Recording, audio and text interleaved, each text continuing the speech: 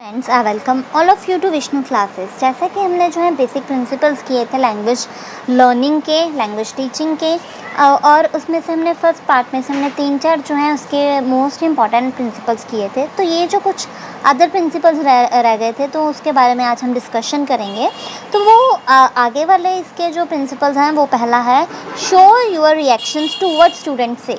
सबसे पहला क्या है कि टीचर ने क्या करना है, अगर टीचर ने बच्चों को सिखाना है तो जो बच्चा जो है अगर उनके साथ इंटरेक्ट कर रहा है या कोई क्वेश्चन पुट किया है उसका आंसर दे रहा है तो टीचर ने जो है अपना रिएक्शन शो करना है। फॉर एग्जांपल हम इसकी ले सकते हैं कि अगर कोई राइट क्वेश्चन देता है बच्चा तो वेरी गुड, शाबाश, मोटिवेशन के तौर पे। अगर उसने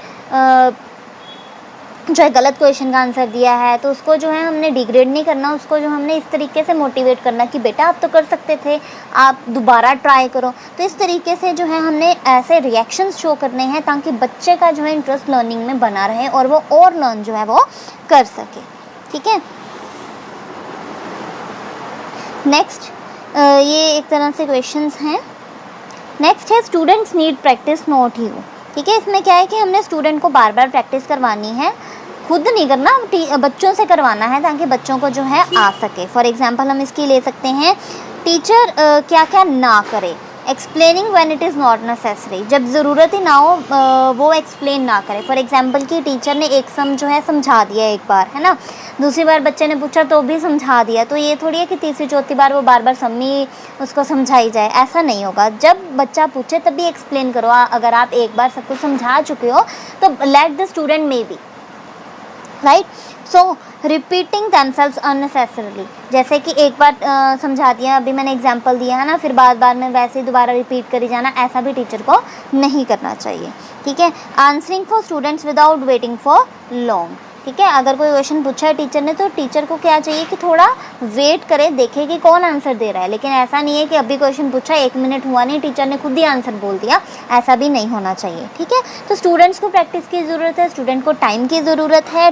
स्टूडेंट्स जो है वो खुद रिपीट करें ताकि उनको जो है ईजिली आ जाए। तो इसीलिए ये जो है कुछ बेसिक प्रिंसिपल्स हैं लैंग्वेज लर्निंग के या लैंग्वेज टीचिंग के। नेक्स्ट है correcting too much and too quickly. पहली बात ये है कि बहुत जल्दी भी जो है करेक्ट नहीं करना और बार बार भी करेक्ट ही नहीं करते रहना। बच्चों को बता देना है आपकी इसमें गलती है। ठीक है, फिर अगर बच्चे ने अभी वर्ड गलत बोला है उसी टाइम पे बताना है उसे, लेकिन ये नहीं है कि बार बार उसे टोक ही जाना है। एक बार समझ में बच्चे को पता चल गया है कि उसकी इसमें गलती है तो वो बार बार जो है दोहराना नहीं है और बार बार करेक्ट भी नहीं करना। ठीक है, नेक्स्ट है talking unnecessarily about the process of the lesson. ये कई बार ऐसा होता है कि हम कोई चैप्टर पढ़ रहे हैं, उसके साथ के रिलेटेड के आसपास के भी क्वेश्चन, फिर उसके जो अगले चैप्टर के भी क्वेश्चन, कुछ भी जो है वो हमें डिस्कस नहीं करना। हमें क्या डिस्कस करना है, जो कि लेसन में है, लेसन का प्रोसेस है। हमें आसपास का जो है वो डिस्कस नहीं करना। हमें सिर्फ बच्चों को जो है नॉलेज देनी है और नॉलेज ऐसी देनी है जिससे वो बच्चा जो है वो समझ पाए। हम जो है उनको करंट नॉलेज दे सकते हैं, फिर लाइफस्टाइल के अकॉर्डिंग जो है नॉलेज दे सकते हैं ताकि बच्चे को जो है समझ में आ सके। लेकिन ऐसे भी एग्जांपल्स नहीं देनी जो करेक्ट ना हो। ठीक है, अननेसेसरली हमें एग्जांपल्स नहीं देनी। फिर है teacher talk should be minimised in most cases.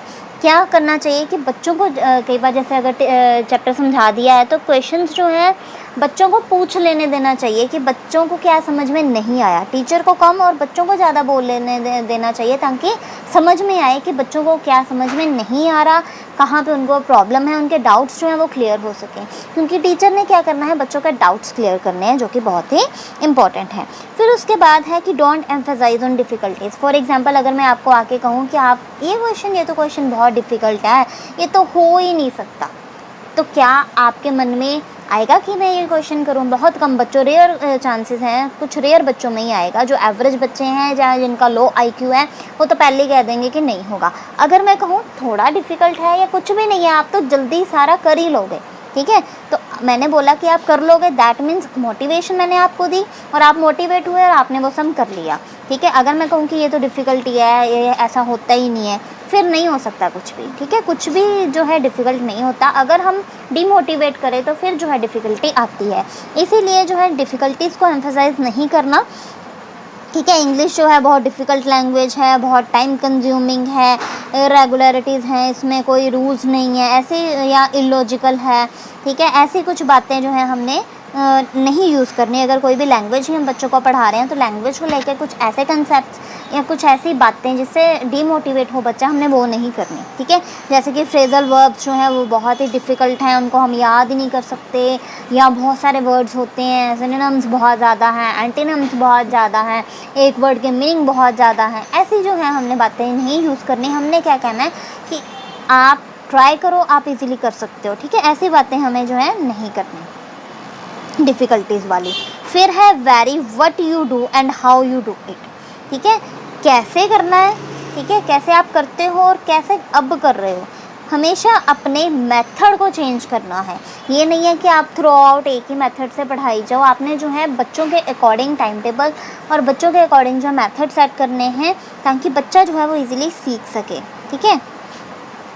Same way में, सेम ऑर्डर में, सेम मटेरियल बार बार पढ़ाई जाए, कि पहले भी एक चैप्टर करवाया, वही चैप्टर दोबारा आके टीचर दूसरे तीसरे दिन करवाने लग गया, है ना, तो उससे क्या है बच्चा बोर होने लग जाएगा।